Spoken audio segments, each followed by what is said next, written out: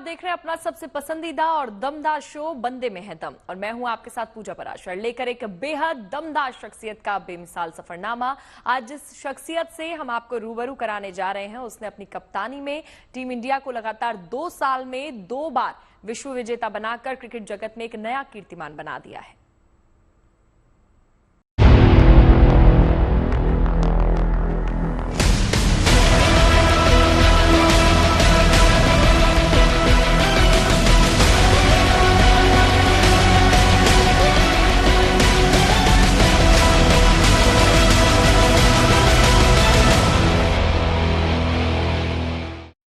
तो अब आप समझ गए होंगे कि आज बंदे में है दम का बंदा कोई और नहीं बल्कि टीम इंडिया के हिटमैन यानी विस्फोटक बल्लेबाज रोहित शर्मा है।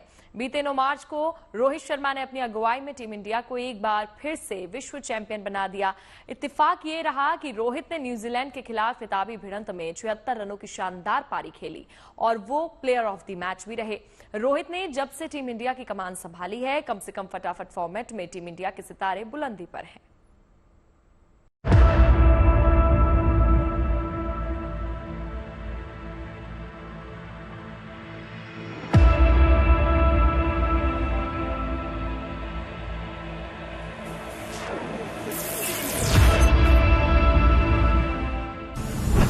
तारीख थी 19 नवंबर 2023। स्थान था अहमदाबाद का नरेंद्र मोदी स्टेडियम।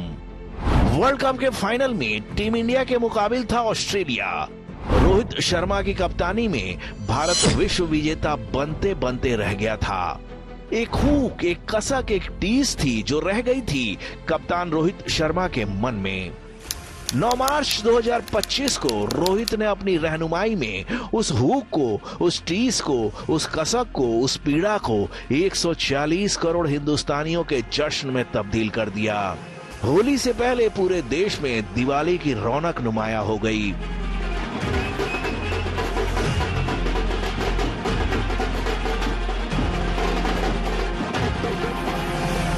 रोहित शर्मा ने जो पारी खेली है, कैप्टन इनिंग जो खेली है, बहुत ही लाजवाब खेला है। वो डैनियल विटोरी कह रहे थे ऐसा गेंद डालो, ऐसा गेंद डालेगा, वैसा गेंद डालेगा। अरे चक्रवात के तूफान में सब आ गए। ये गुरु हमारा रमजान महीना जो चल रहा है, हम उनकी तरफ से भी बहुत बहुत मुबारकबाद देना चाहते हैं टीम इंडिया को। लीडर अगर सेल्फलेस हो, निस्वार्थ हो, भेदभाव रहित हो, तो उसकी टीम की जय निश्चित हो जाती है। क्योंकि लीडर जब सेल्फलेस होता है तो पूरी टीम जीत को लेकर जुनूनी हो जाती है। टीम इंडिया के कप्तान रोहित शर्मा निसंदेह इसी कैटेगरी के लीडर हैं। आईसीसी चैंपियंस ट्रॉफी के फाइनल में न्यूजीलैंड के खिलाफ रोहित ने 76 रनों की जो पारी खेली, उसने कीवियों के हौसले को ऐसा पस्त कर दिया कि मैदान पर मचलने के सिवा उनके पास दूसरा कोई चारा नहीं था। दरअसल जीत के लिए संघर्ष करते कीवियों को शायद पता नहीं था कि क्रिकेट के मैदान के इस युगांधर ने दुबई रवाना होने से पहले ही अपने बचपन के कोच दिनेश लाड से ये वादा किया था कि वो चैंपियंस ट्रॉफी का कप लेकर ही वापस लौटेंगे। रोहित ने मुझे जाने के वक्त मुझे कहा था कि चैंपियंस ट्रॉफी में हम लोग जीत के आएंगे, तो आप बेफिक्र रहिए।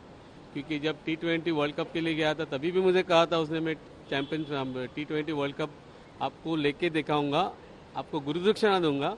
ये मुझे सेकंड गुरुदक्षिणा दी, ऐसे मैं कहूँगा। इस तरह का चट्टानी आत्मविश्वास तो किसी युग पुरुष का ही होता है, और जब लीडर का, रहनुमा का आत्मविश्वास आसमानी होता है तो पूरी टीम जीत के विश्वास से भर जाती है। यही वजह है कि 2 साल में लगातार 2 आईसीसी खिताब जीतने वाले रोहित दुनिया के पहले कप्तान बन गए हैं। 9 मार्च को चैंपियंस ट्रॉफी का विश्व चैंपियन बनने से पहले पिछले साल 29 जून को बारबाडोस के केंसिंगटन ओवल में दक्षिण अफ्रीका को 7 रनों से शिकस्त देकर रोहित की सेना T20 वर्ल्ड कप की विजेता बनी थी। अपनी कप्तानी में रोहित शर्मा की ये पहली खिताबी आईसीसी ट्रॉफी थी, लिहाजा जीत के बाद मैदान का ये तूफान इतना भावुक हो गया कि केंसिंगटन ओवल की पिच की मिट्टी को प्रसाद मानकर अपनी जिह्वा पर रख लिया। रोहित के इस भावनात्मक उद्गार को पीएम मोदी ने भी देखा था, इसलिए चैंपियंस का सम्मान करने के लिए पीएम मोदी ने जब रोहित की विजेता ब्रिगेड को पीएम आवास 7 लोक कल्याण मार्ग पर आमंत्रित किया तो उस घटना का जिक्र करना नहीं भूले। कोई भी हो, मिट्टी कहीं भी की हो, लेकिन क्रिकेट का जिंदगी ही पिच पे होती है और आपने क्रिकेट की जो जिंदगी है उसको चूमा। ये वो हिंदुस्तानी ही कर सकता है। जहां पर हमें वो विक्ट्री मिली उसका मुझे बस एक पल जो था वो हमेशा याद रखना था और वो चखना था बस, क्योंकि उस पिच पर हम खेल के उस पिच पर जीते, क्योंकि हमने सब लोगों ने उस चीज का इतना वेट किया, इतना मेहनत किया। क्रिकेट के मैदान पर विरोधी टीम के गेंदबाजों की खाट खड़ी कर देने वाला ये इंसान इतना ज्यादा संवेदनशील हो सकता है, इसकी तो किसी ने कल्पना तक नहीं की होगी। बहरहाल 2 साल में 2 आईसीसी टूर्नामेंट की खिताबी जीत से ज्यादा बड़ी है रोहित की कप्तानी में टीम इंडिया की अपराजेयता।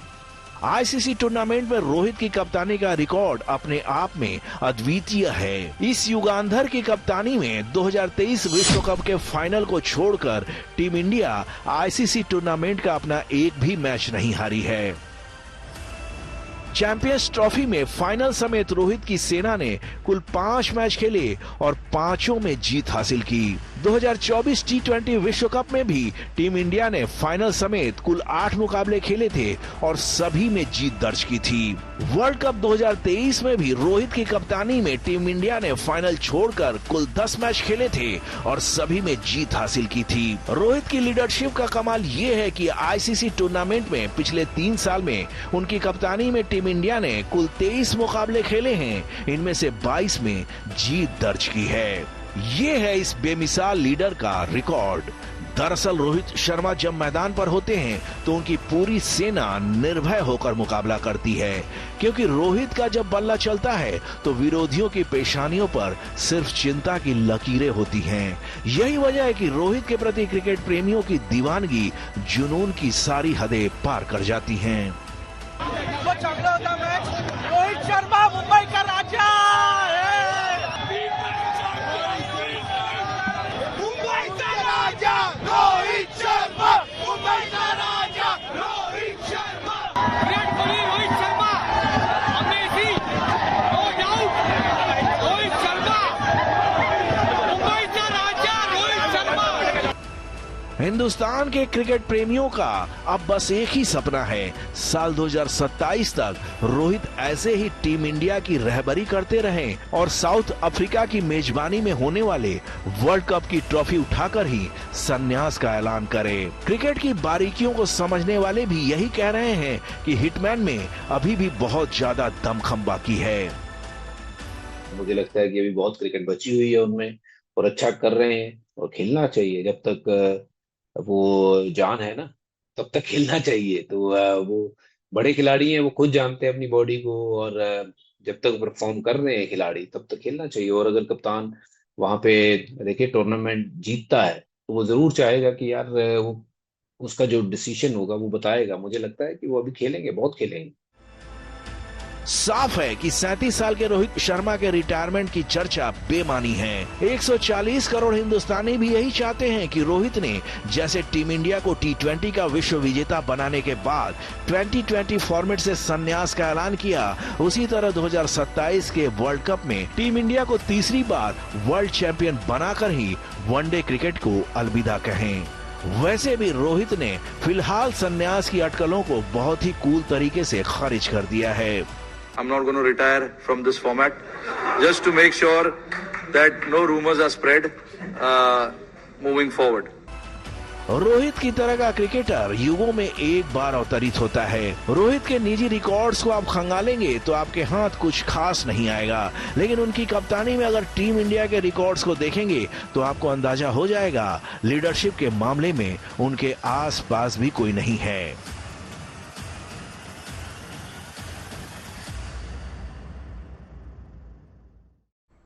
T20 के बाद आईसीसी चैंपियंस ट्रॉफी में टीम इंडिया को वर्ल्ड चैंपियन बनाने वाले रोहित जितने शानदार टीम लीडर हैं उतने ही आक्रामक बल्लेबाज भी हैं।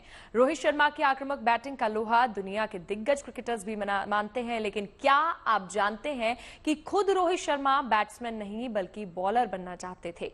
रोहित शर्मा अपनी क्रिकेट अकादमी में ऑफ ब्रेक की प्रैक्टिस भी करते थे, लेकिन कमाल की बात यह है कि उनके कोच में जिन्होंने ऑफ स्पिनर रोहित के भीतर छिपे बैटिंग के हुनर को पहचाना और बॉलिंग की जगह उनसे बैटिंग पर ध्यान देने की सलाह दी। कोच की एक सलाह ने रोहित की जिंदगी बदल दी।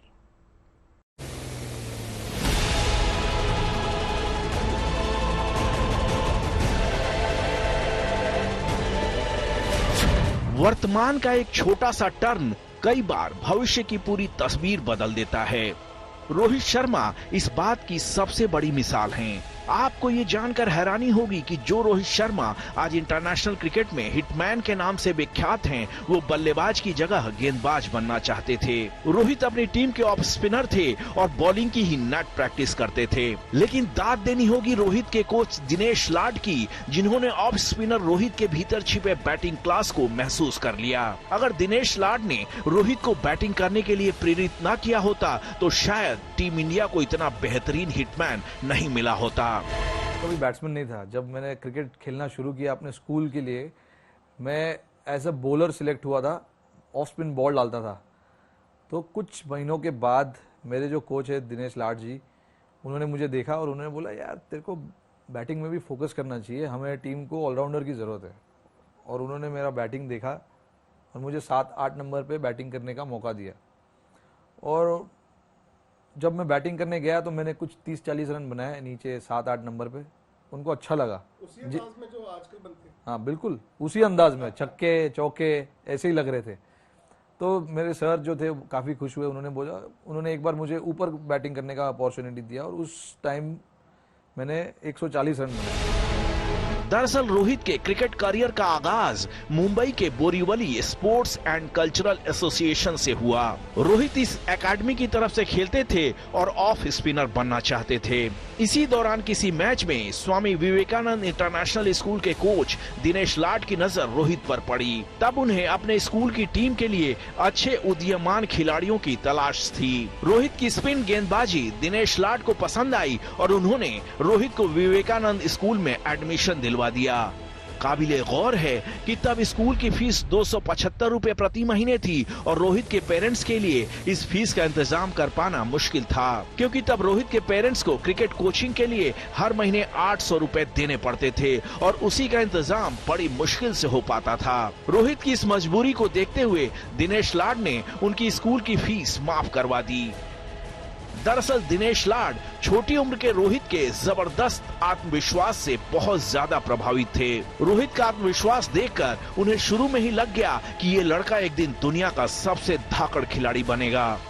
नहीं, कभी फियर फैक्टर मैंने कभी उसको ऐसे डरते हुए कभी देखा ही नहीं। हर स्कूल के हर मैच में कोई भी अच्छे बॉलर हो, कोई भी यानी डर के कभी खेला नहीं। उसका फायदा उसको, क्योंकि उसके अपने आप में लोग बोलते हैं सेल्फ कॉन्फिडेंस बहुत है और वो कॉन्फिडेंस के ऊपर वो अपनी बल्लेबाजी करते रहे और उसका फायदा उसको होता ही होता है। दिनेश लाड की सलाह पर रोहित ने बॉलिंग के साथ अपनी बैटिंग पर भी ध्यान देना शुरू किया और उसका असर ये हुआ कि बतौर बल्लेबाज वो सेलेक्टर्स को प्रभावित करने लगे। अंडर 14, अंडर 15 और अंडर 19 हर टीम में वे जगह बनाते चले गए। साल 2007 में रोहित भारत के लिए T20 वर्ल्ड कप खेलने दक्षिण अफ्रीका गए और मेजबान टीम के खिलाफ शानदार हाफ सेंचुरी बनाकर अपने टैलेंट का लोहा मनवा दिया।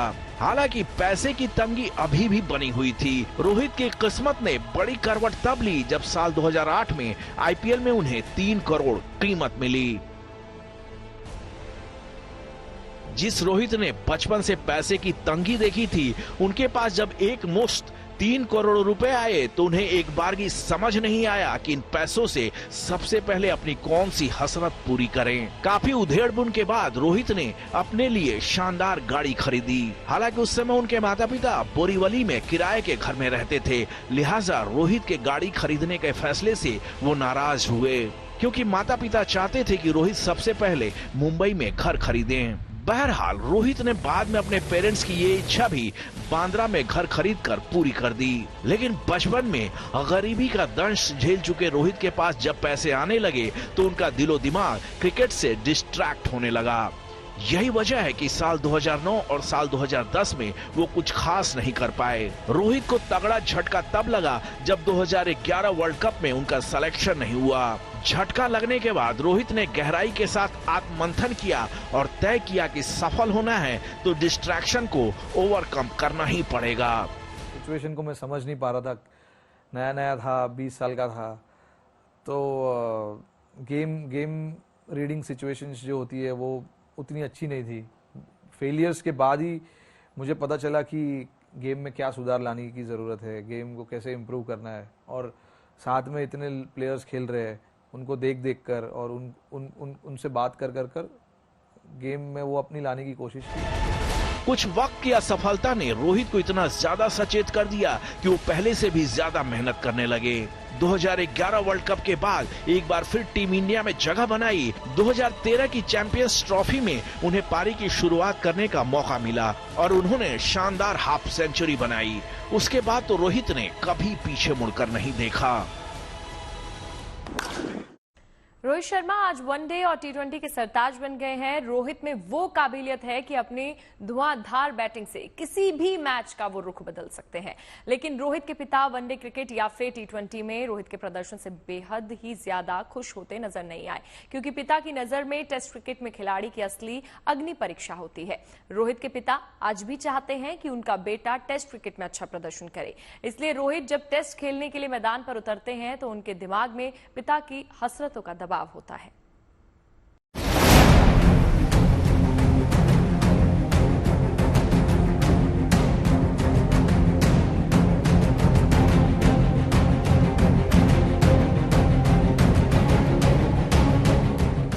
वनडे क्रिकेट में कई इंटरनेशनल रिकॉर्ड अपने नाम करने वाले रोहित शर्मा की जिंदगी एक अजीब विडंबना है।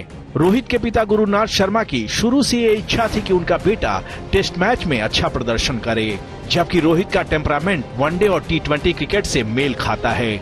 आपको ये जानकर हैरानी होगी कि 108 वनडे खेलने के बाद रोहित शर्मा को पहली बार 9 नवंबर 2013 को कोलकाता के ईडन गार्डन्स में टेस्ट मैच खेलने का मौका मिला। पहले ही टेस्ट मैच में रोहित ने 177 रनों की यादगार पारी खेली, जिसके बाद उनके पिता का खुशी का ठिकाना नहीं था। मेरे पिताजी को टेस्ट क्रिकेट ही पसंद है। एक मेरे लिए सबसे जो मेरे लिए इम्पोर्टेंट चीज़ था वो मेरी फैमिली थी, और मेरे पिताजी वनडे क्रिकेट में ज़्यादा इंटरेस्ट नहीं लेते, बट उनको टेस्ट क्रिकेट में मैं जब भी मैं अच्छा करता हूँ तो वो बहुत खुश होते हैं। तो इसीलिए मेरा एक सपना है कि मैं टेस्ट क्रिकेट में अच्छा करूँ, क्योंकि मेरे पिताजी खुश रहे, क्योंकि मेरे पिताजी को टेस्ट क्रिकेट में मुझे देखना अच्छा करते हुए। रोहित के अपने टेम्परामेंट और उनके पिता की टेस्ट मैच ख्वाहिश के बीच एक लंबा कश्मकश रहा है। वैसे टेस्ट मैच में रोहित का रिकॉर्ड कोई खास अच्छा नहीं रहा है, जबकि वनडे क्रिकेट में उन्होंने ऐसे ऐसे कारनामे किए हैं जो इस फॉर्मेट के करीब 53 साल के इतिहास में धाकड़ से धाकड़ बल्लेबाज भी नहीं कर पाया। वनडे क्रिकेट में आज तक कोई भी बल्लेबाज एक से ज्यादा डबल सेंचुरी नहीं लगा पाया है, जबकि रोहित के नाम वनडे में 3 डबल सेंचुरी हैं। रोहित शर्मा ने 13 नवंबर 2014 को श्रीलंका के खिलाफ 264 रनों की ऐतिहासिक पारी खेली थी, जो वनडे क्रिकेट का ऑल टाइम सर्वोच्च स्कोर है। उससे पहले रोहित ने नवंबर 2013 में ऑस्ट्रेलिया के खिलाफ 209 रनों की यादगार पारी खेली थी। दिसंबर 2017 में रोहित ने श्रीलंका के खिलाफ अपनी तीसरी डबल सेंचुरी लगाई। इस मैच में रोहित 208 रन बनाकर नाबाद रहे थे। कहने की जरूरत नहीं कि वनडे क्रिकेट में लंबी पारी खेलने के मामले में रोहित का कोई सानी नहीं है। वनडे वर्ल्ड कप में रोहित के नाम एक और शानदार विश्व कीर्तिमान दर्ज है। वर्ल्ड कप में सबसे ज्यादा सेंचुरी लगाने के अलावा एक ही वर्ल्ड कप में सबसे ज्यादा शतक का रिकॉर्ड भी रोहित के नाम ही दर्ज है। 2019 के वर्ल्ड कप में रोहित शर्मा ने 5 शतक लगाए थे, जो कि एक रिकॉर्ड है। 2019 के वर्ल्ड कप में रोहित ने दक्षिण अफ्रीका के खिलाफ नाबाद 122 रन, पाकिस्तान के खिलाफ 140 रन, इंग्लैंड के खिलाफ 102 रन, बांग्लादेश के खिलाफ 104 रन और श्रीलंका के खिलाफ 103 रनों की पारी खेली थी। साफ है कि रोहित के नाम वनडे क्रिकेट में कुछ ऐसे रिकॉर्ड्स दर्ज हैं जिन्हें तोड़ पाना किसी के लिए भी आसान नहीं होगा। हालांकि T20 में भी रोहित के नाम एक बड़ा वर्ल्ड रिकॉर्ड दर्ज है। दरअसल रोहित को डिफेंसिव क्रिकेट नापसंद है, बल्ले से प्रहार करना उन्हें काफी भाता है। यही वजह है कि वनडे और T20 के ऑल टाइम महानतम बल्लेबाजों में वो शुमार हैं। बंदे में है दम में आज मैंने आपको रोहित शर्मा की जिंदगी से जुड़े कुछ छुए अनछुए पहलुओं से रूबरू कराया और अगले हफ्ते फिर हाजिर होंगे एक और दमदार शख्सियत के सफरनामे के साथ।